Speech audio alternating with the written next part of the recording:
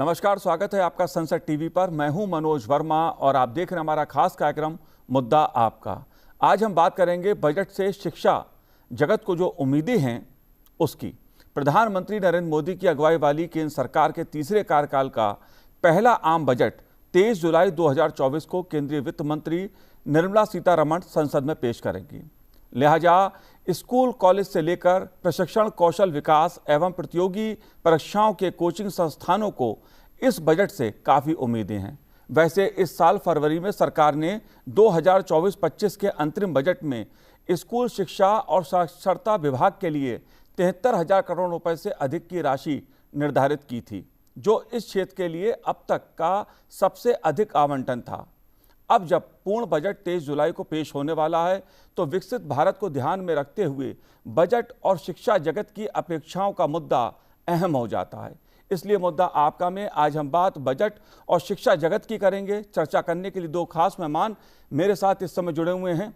मानव संसाधन विकास मंत्रालय की पूर्व सचिव वृंदा स्वरूप जी हमारे साथ जुड़ी हुई हैं। वृंदा जी, आपका स्वागत है संसद टीवी पर। साथ ही हम बात करेंगे शालिनी शर्मा जी से, जो असिस्टेंट सेक्रेटरी जनरल हैं PhD chamber of commerce and industry की। शालिनी जी, आपका भी स्वागत है संसद टीवी पर। लेकिन वृंदा जी, शुरुआत मैं आपसे करूंगा क्योंकि मुद्दा शिक्षा का है। जाहिर तौर पर विकसित भारत का लक्ष्य है और बीते 10 सालों में केंद्र सरकार ने, मोदी सरकार ने शिक्षा को प्राथमिकता खासी दी है। आप कैसे देखती हैं जो पिछले बजट पेश हुए और शिक्षा क्षेत्र के लिए जो काम सरकार ने किए हैं उसके परिणाम क्या सामने उभर के आए? जो अभी तक बजट के जरिए से जो इन्वेस्टमेंट शिक्षा क्षेत्र में हुई है उसमें सबसे बड़ा जो वृद्धि हुई है, जो दिशा निर्देश स्पष्ट हुए हैं, वो मैं दो पार्ट्स में डिवाइड करूंगी। एक पहला तो है कि स्किल्स और उससे रिलेटेड करिकुलम, उससे रिलेटेड व्यवस्थाओं को बहुत बढ़ावा मिला और ये जो है चालू रहना चाहिए और मैं उम्मीद करती हूँ इस बजट में इसमें और वृद्धि होगी। दूसरा जो पहलू है वो ये है गुणवत्ता का। तो गुणवत्ता में बहुत से पहलू जुड़े रहते हैं। वो एक ये व्यवस्था है जो स्कूल की है, स्कूली शिक्षा में, और जहाँ गैप्स हैं, जहाँ अभी भी चैलेंजेस, कठिनाइयां हैं, उनको पूर्ण करने के लिए विशेष टारगेटिंग, विशेष दिशा होनी चाहिए जिससे कि उस ओर भी वृद्धि हो। सो मेरा ख्याल है ये दो चीजें हैं जो मुख्यतः शुरुआत हुई है, अच्छी शुरुआत है, मगर आगे और बढ़ने की जरूरत है। जी, शालिनी जी, आप कैसे देखती है जब हम बात बजट की करते हैं और शिक्षा जगत की करते हैं? जाहिर तौर पे शिक्षा जगत जीडीपी में अपनी भागीदारी अधिक चाहता है। आप कैसे देखती हैं इस पूरे मुद्दे को? देखिए, 6% जीडीपी का इन्वेस्टमेंट शिक्षा के क्षेत्र में आना चाहिए। ये बहुत पुरानी एक रिक्वायरमेंट और डिमांड रही है। सभी विकसित देशों में इतना परसेंटेज ऑफ जीडीपी का इन्वेस्ट किया जाता है एजुकेशन में। भारत में जो कि लगभग 4% के करीब है, ऑलमोस्ट लिटिल लेस देन 4%।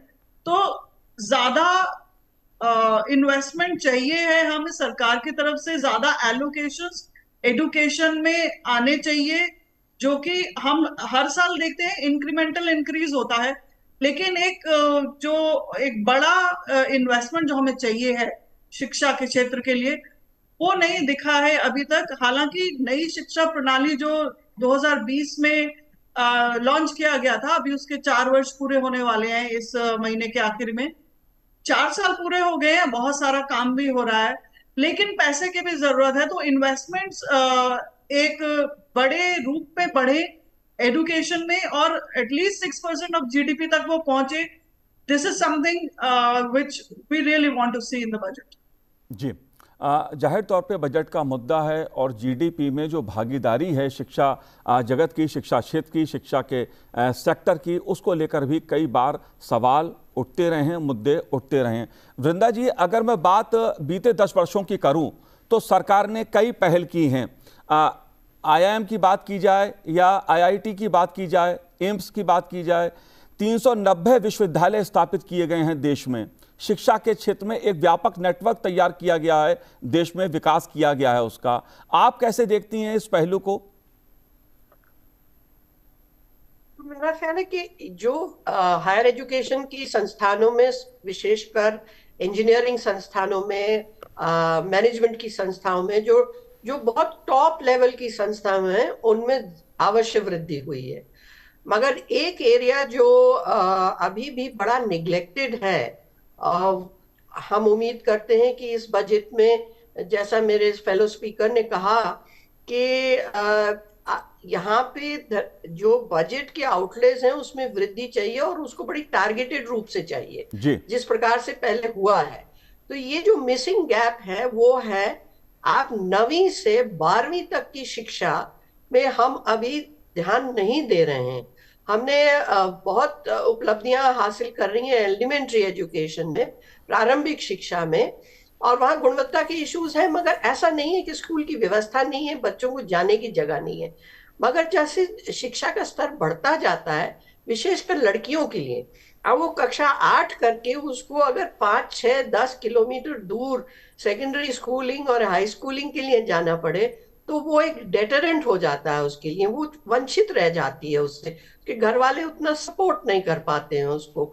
तो ये जो मिसिंग कड़ी है, इसको ध्यान देने की और यहाँ पे इंफ्रास्ट्रक्चर भी देने की, व्यवस्थाएं बनाने की, जो पढ़ रहा है गांव में बच्चा, वो बच्ची, उसके लिए एक बहुत सरल रूप से एक्सेस हो जाए, जिससे वो अपनी स्कूली शिक्षा 12वीं तक अच्छी पुख्ता रूप से कर सके।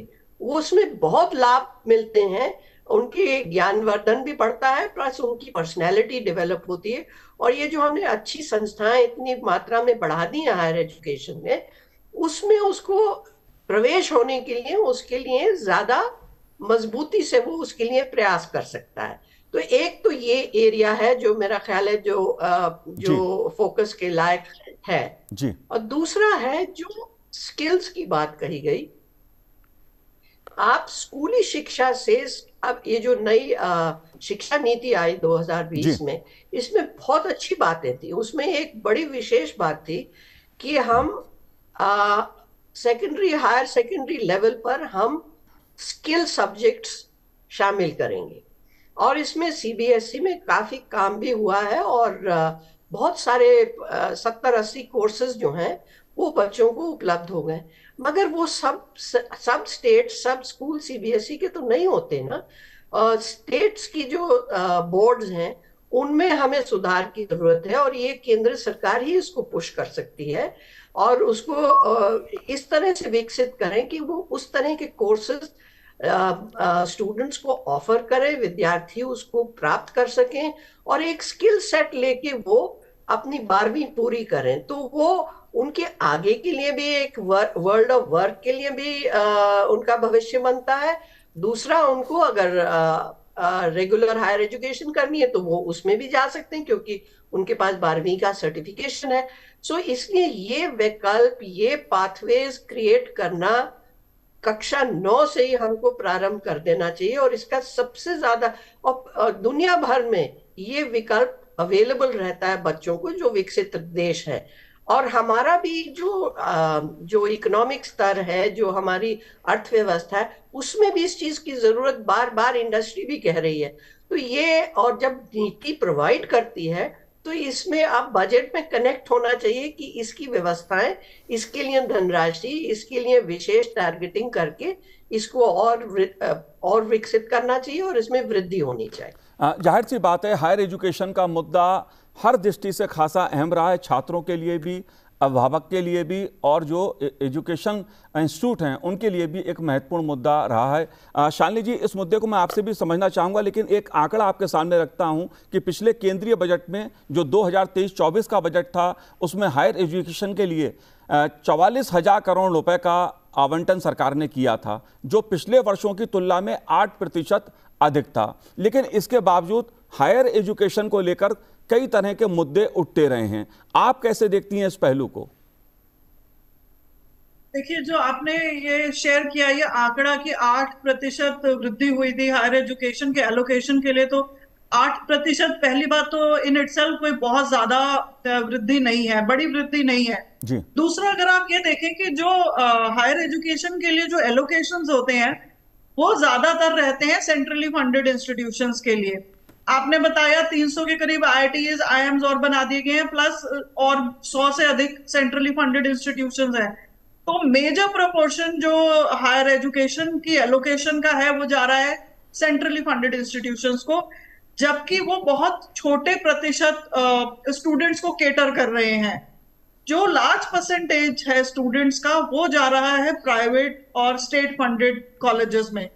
Private technical institutions in any case 60% private sector में है, और स्टेट यूनिवर्सिटीज ज्यादा परसेंटेज स्टूडेंट्स को केटर कर रही हैं। तो जो भी बजट का एलोकेशन है वो इस मेजर पोर्शन को नहीं जा रहा है। जो क्वालिटी का गैप है उसका इशू इन्हीं दो सेक्टर्स में आ रहा है, private sector technical institutions and state funded universities, जिनके पास ऑप्टिमम पैसा नहीं है किसी भी चीज के लिए। वो कोर्सेज चला रहे हैं, वो एक ऑप्शन दे रहे हैं बच्चों को, बट जो गुणवत्ता की बात है जहां पर वो उतनी ऑप्टिमम नहीं है। इसीलिए आप देख रहे हैं कि बच्चे बाहर जा रहे हैं, कंट्री से बाहर बच्चे इसलिए छोड़ के जा रहे हैं क्योंकि उनके पास ऑप्शंस नहीं है। जो सेंट्रली फंडेड यूनिवर्सिटीज और इंस्टीट्यूशंस है उनमें सबको एडमिशंस नहीं मिलते हैं जी। जो नेक्स्ट ईयर ऑफ इंस्टीट्यूशंस हैं उनकी क्वालिटी उतनी अच्छी नहीं है, तो वो बाहर जाना प्रेफर करते हैं इसी वजह से। तो मेरे हिसाब से जो हायर एजुकेशन का एलोकेशन है, एक तो उसको बहुत बड़े पैमाने पे बढ़ाने की जरूरत है, दूसरा कि कुछ ऐसा मैकेनिज्म होना चाहिए जिसके through state universities, state technical institutions को भी पैसा जाए जी। प्राइवेट टेक्निकल इंस्टीट्यूशंस को दे आर सेल्फ फंडेड, तो उनके लिए गवर्नमेंट फंड नहीं करेगी, बट रिसर्च के लिए फंडिंग प्राइवेट इंस्टीट्यूशंस को इक्वल अपॉर्चुनिटी होनी चाहिए as far as getting research funds is concerned। जो रिसर्च के फंड्स एलोकेट होते हैं डिफरेंट स्कीम्स के थ्रू, उनमें हमने देखा है सिलेक्शन कमिटीज में ज्यादातर प्रेफरेंस पब्लिक फंडेड इंस्टीट्यूशंस के लिए होती है। प्राइवेट इंस्टीट्यूशंस को एक तरीके से ट्रस्ट नहीं किया जाता है या उनके प्रपोजल्स पे इतना ध्यान नहीं दिया जाता है, क्योंकि सभी ये मानते हैं कि आईआईटीज हैं तो वो बहुत अच्छा काम करेंगे, प्राइवेट इंस्टीट्यूशन है तो डाउटफुल है उसके क्रेडेंशियल्स। तो सेम ट्रीटमेंट प्राइवेट इंस्टीट्यूशंस को रिसर्च फंडिंग के लिए मिलना चाहिए, और स्टेट यूनिवर्सिटीज जो हैं उनको सेंट्रल एलोकेशंस मिलनी चाहिए to cater to the large mass of students. जो इतने तादाद में जो बच्चों को वो केटर करती हैं, उसके लिए I think centrally funded institutions के बराबर नहीं तो कुछ तो उनके कंपैरिजन में at least some portion of funding should go to private to state funded universities. बिल्कुल, इस मुद्दे को मैं वृंदा जी आपसे भी समझना चाहूंगा, लेकिन उससे पहले जो आंकड़े हमने रखे, जाहिर सी बात है 390 विश्वविद्यालय देश में अगर स्थापित हुए हैं तो एक ये बड़ा आंकड़ा है। देश में चाहे एम्स की बात हो या मेडिकल सीटें बढ़ने की बात हो, 2014 से पहले और 2014 के बाद इसमें एक बड़ा बदलाव देखने को मिला है, विस्तार हुआ है शिक्षा जगत का, तेजी के साथ नेटवर्क हमारा जो एजुकेशन का है उसको विकास उसका हुआ है। वृंदा जी, मैं आपसे एक बात समझना चाहता हूं, क्योंकि राज्य और केंद्र शिक्षा को लेकर नीतियां दोनों की अपनी अपनी हैं। आप भूमिका राज्यों की कैसे देखते हैं इस मामले में, क्योंकि मुद्दा शिक्षा का है, विकसित भारत का है। तो देखिए, शिक्षा जो है वो कंकरेंट लिस्ट में है, तो और इसमें हायर एजुकेशन का जहां तक एरिया है वहां सेंट्रल गवर्नमेंट के पास ये अधिकार है कॉन्स्टिट्यूशनली कि उसके स्टैंडर्ड्स और उसकी गुणवत्ता वो सेट कर सकती है, और स्टेट्स को इनमें फॉलो करना पड़ेगा, और जो प्राइवेट इंस्टीट्यूशंस हैं स्टेट्स में उनके लिए भी ये लागू होता है। और केंद्र के पास जरिया है मैं मुख्यतः बता रही हूँ तीन एरियाज का। एक तो स्टैंडर्ड सेटर आपका है यूजीसी, दूसरा है और टेक्निकल संस्थाओं के लिए है एआईसीटीई, और फिर आपके पास अन्य और भी जैसे नैक है। इस तरह से आप सेक्टर को रेगुलेट करते हो हायर एजुकेशन के, और उसमें जो स्टैंडर्ड्स आप चाहते हैं उसका आप परख उसकी देखते हैं, और उसका फीडबैक जो है और जो उसकी मदद चाहिए वो आप स्टेट्स को भी देते हैं। तो ये एक व्यवस्था अच्छी खासी चल रही है, मगर इसमें ऐसा भी है कि सेंट्रल गवर्नमेंट जब फंड्स भेजती है जी, तो उस फंड्स के साथ वो कुछ रिफॉर्म भी चाहती है, वो कुछ चेंज चाहती है, वो कुछ उसमें, जैसे आप अभी जिक्र हो रहा था कि रिसर्च के लिए ग्रांट्स ज्यादा होने चाहिए, जी, उसमें अच्छी रिसर्च की क्वालिटी आनी चाहिए, या जो टीचर्स की तनख्वाहें हैं या टीचर्स की जो अपना जो उनका रिसर्च है जिससे उनकी गुणवत्ता बनी रहती है सिस्टम में थ्रू आउट, इन चीजों पे एम्फोसिस दिया जाता है। और ये हमारे सेंट्रल गवर्नमेंट के लिए ये रेगुलेटर्स ये चीजें करते हैं। तो जो आप अगर वृद्धि करेंगे एलोकेशंस में हायर एजुकेशन के, तो वो इन रेगुलेटर्स के थ्रू ही जाके स्टेट्स को मदद करता है। तो ये एक जरिया है जिसको और हमें पुश करना चाहिए, क्योंकि हमारे स्टैंडर्ड्स अभी उस लेवल के नहीं आए। सेंट्रल गवर्नमेंट तो बहुत अच्छे स्टैंडर्ड्स रखता है अपनी संस्थाओं में, जी, पर जैसा कि कहा जा रहा है कि बल्क बच्चे जो होते हैं वो स्टेट इंस्टीट्यूशंस में होते हैं। अगर हम वहां का स्टैंडर्ड्स की वृद्धि नहीं करेंगे तो फिर हमारा जो है इम्पैक्ट जो है वो कंट्री वाइड वो कम हो जाता है। तो ये रेगुलेटर्स के ग्रांट्स बढ़ाने से उनकी जो क्षमताएं बढ़ाने के लिए, और इसमें बहुत से नॉन फाइनेंशियल एस्पेक्ट्स भी हैं, तो उनको और रिफॉर्म उसको पुश करने से काफी चेंज आ सकता है। जी, और इसी मिसाल को अगर आप आज्ञा दें, इसी मिसाल को हम स्कूल एजुकेशन में भी करते हैं। स्कूल एजुकेशन में सेंट्रली स्पॉन्सर्ड स्कीम्स हैं बहुत सारी। समग्र शिक्षा का आपने विशेष नाम जी, सुना होगा, जी, मिड डे मील का है।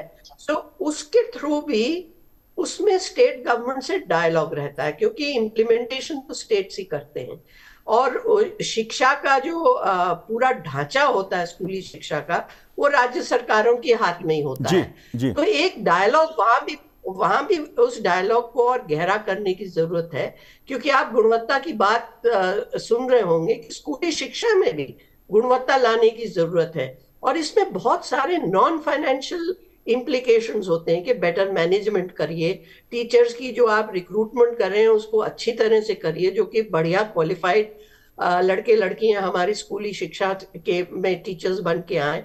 तो इसमें बहुत सारे एस्पेक्ट्स होते हैं जो कंडीशंस बन जाती हैं फंड्स और ग्रांट्स के लिए स्टेट्स वृंदा के जी, लिए। एक तो ये मुद्दा, बहुत बड़ा जरिया है जी, एक बड़ा मुद्दा जो शालिनी जी ने जिस तरफ इशारा किया, जो प्राइवेट सेक्टर है एजुकेशन के क्षेत्र में, शिक्षा के क्षेत्र में, इसकी भूमिका को आप कैसे देखती हैं? देखिए, एजुकेशन में चाहे वो आप स्कूल में ले लीजिए चाहे हायर एजुकेशन में ले लीजिए, और जैसे आप लैडर में ऊपर बढ़ते जाएंगे वहां प्राइवेट सेक्टर का इन्वॉल्वमेंट बढ़ता जाता है। आप सेकेंडरी एजुकेशन से ले लें और हायर एजुकेशन तक ले लें, आपको मिलेगा कि प्राइवेट सेक्टर का रोल बढ़ता जा रहा है।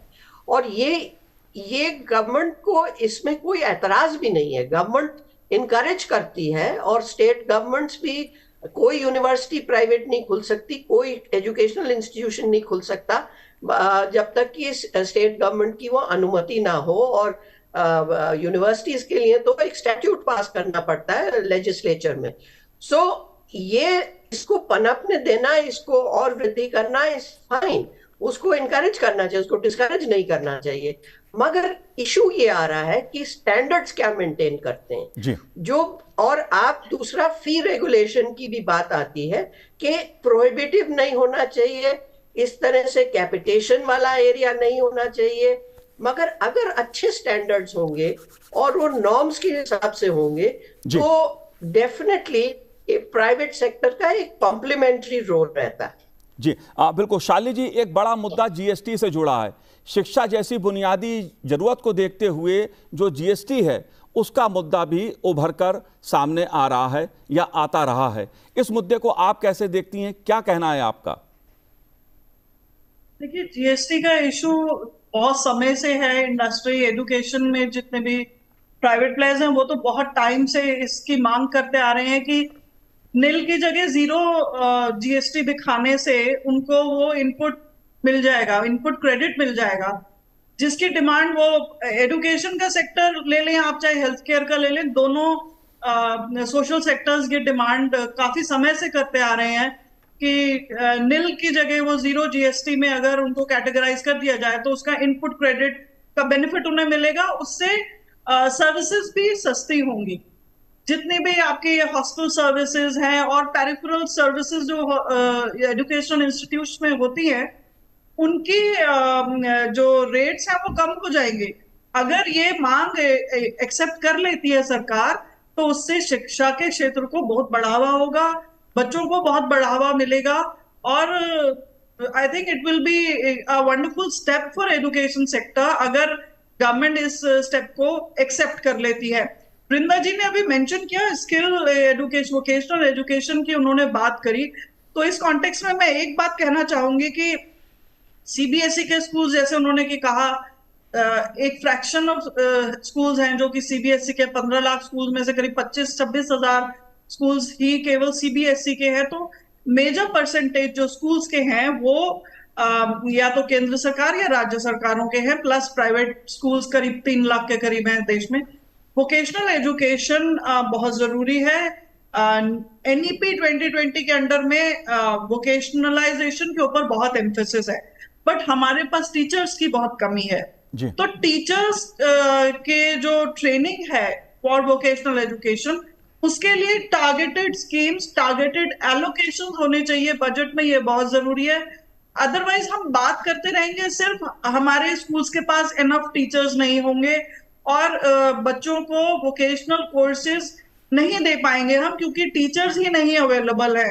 हम जो आज नए 21st सेंचुरी स्किल्स की बात करते हैं, AI, ML, साइबर सिक्योरिटी, इन सब के लिए शॉर्ट ड्यूरेशन कोर्सेज अवेलेबल है, बट बच्चों को अगर करिकुलम के साथ ये चीजें पढ़ानी है तो उसके लिए शिक्षकों की बहुत भारी कमी है। इसके लिए टारगेटेड एलोकेशंस बहुत जरूरी हैं एजुकेशन के लिए। जी, राष्ट्रीय शिक्षा नीति के तहत सरकार ने कई कदम उठाए भी हैं और उस दिशा में काम भी हो रहा है। एक आखिरी सवाल वृंदा जी मेरा आपसे है, आर्टिफिशियल इंटेलिजेंस और वर्चुअल अगर एजुकेशन की बात मैं करूं तो डिजिटल बुनियादी ढांचा इस समय देश की जरूरत भी है और मांग भी है। बजट का मौका है, इस मुद्दे को आप कैसे देखती हैं?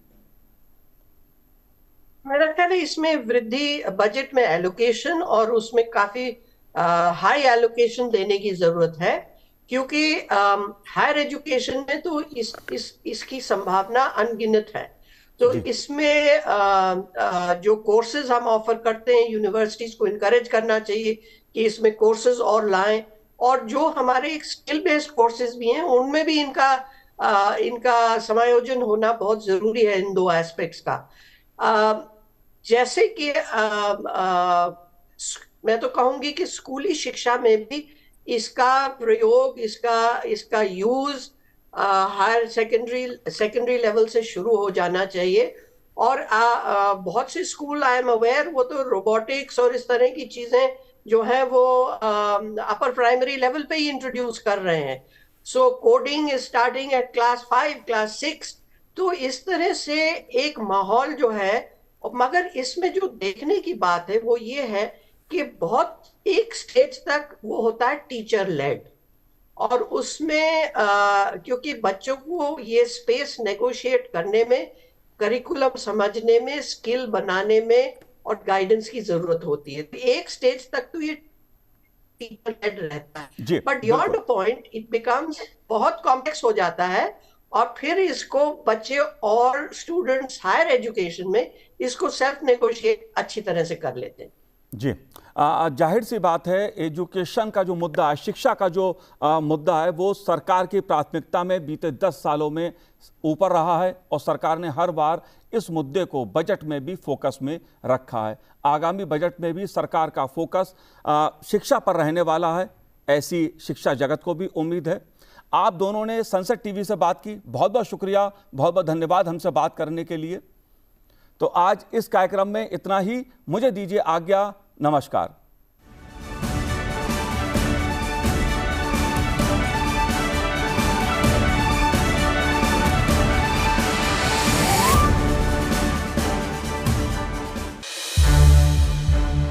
संसद टीवी के और भी प्रोग्राम्स देखने के लिए सब्सक्राइब करें हमारा YouTube चैनल और हाँ, इन्हें लाइक और शेयर करना ना भूलें।